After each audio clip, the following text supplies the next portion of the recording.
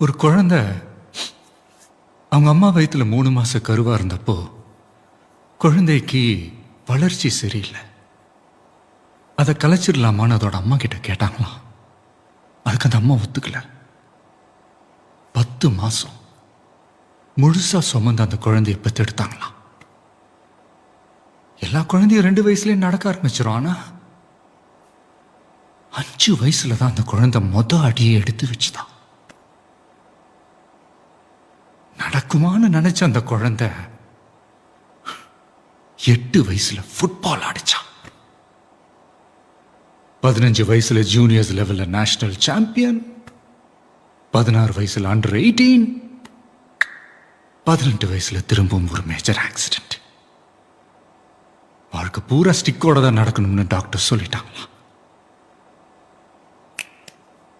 அவங்க சொன்னதை எல்லாம் பொய்யாக்கிட்டு திரும்பவும் 6 மாசத்துல அவ கிரவுண்டுக்கு வந்தா. ஸ்டேட் டீம்ல செலக்ட் ஆனா.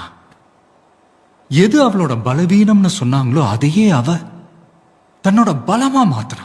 அவ வாழ்க்கையில அதிசயம் எதுவும் தானா நடக்கல, அவ நடத்தி காட்டினா. இப்ப அந்த பொண்ணுக்கு 21 வயசு.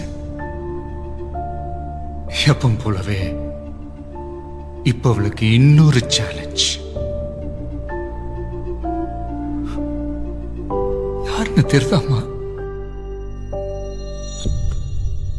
அனிதா, இப்ப நீ வெளியே வந்தா நீ தனி ஆள் கிடையாது, நீ ஒரு அடையாளம். நீ ஜெயிச்சா உன் மாதிரி முடங்கி கிடைக்கிற அத்தனை பொண்ணுங்களும் ஜெயிச்ச மாதிரி வெளியே வா. இந்த உலகத்துக்கு நீ யாருன்னு இன்னொரு தடவை காட்டு. திறமைக்கும் தன்னம்பிக்கைக்கும் முகம் தேவையில்லை.